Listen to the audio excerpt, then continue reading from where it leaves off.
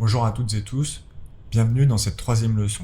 Hier je vous parlais de l'espace du capitalisme, aujourd'hui je vais vous parler de mon histoire, celle qui m'a amené aux cartes de Wardley. Début 2021, je porte un nouveau projet de comparateur de logiciels pour que les utilisateurs puissent trouver des alternatives aux solutions mainstream. Le projet est ambitieux, mais j'explore le marché avec la construction de 3 prototypes en 3 mois. Mon objectif était de pouvoir dégager une marge dès le premier client pour viser l'autofinancement et garantir l'indépendance du service. Même si les usages de ce site sont manifestes, je ne trouve pas de modèle économique qui va dans ce sens. Perdu ? Je ne sais absolument pas comment argumenter mes décisions. Je décide d'arrêter Alternative.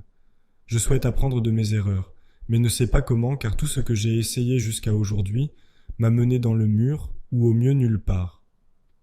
Je me mets en quête d'une méthode qui m'aiderait vraiment.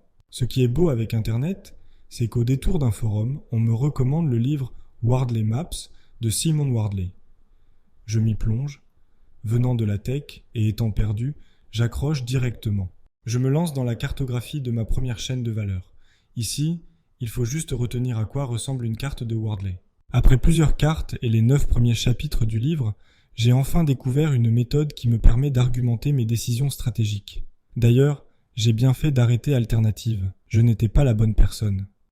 Plus tard, je rejoins l'équipe de Grimp en tant que CTO en freelance. En plus de la technique, je leur partage mes vues issues des cartes concernant l'évolution de leur modèle économique. L'accès privilégié qu'ils ont auprès des étudiants permettrait de répondre aux besoins de recrutement. Passant d'abord par un job board, c'est aujourd'hui chose faite grâce à Grimp for Business. Même si mon implication était limitée et que le mérite revient largement à Paul et son équipe, ce fut pour moi la seconde proposition réfléchie avec des cartes. Je souhaite bonne chance à toute l'équipe. La méthode des cartes de Wardley est complexe, mais si comme moi, vous êtes perdu dans les décisions à prendre pour garantir l'avenir et la pérennité de votre entreprise, alors s'y mettre vaut sûrement le coup. Sur le site internet, la communauté témoigne aussi des usages qu'elle fait des cartes. Avant de nous retrouver demain, jetez-y un œil. Demain, nous verrons à quoi peuvent concrètement servir les cartes dans les entreprises, les administrations ou toutes organisations collectives servant un objectif précis dans le monde économique.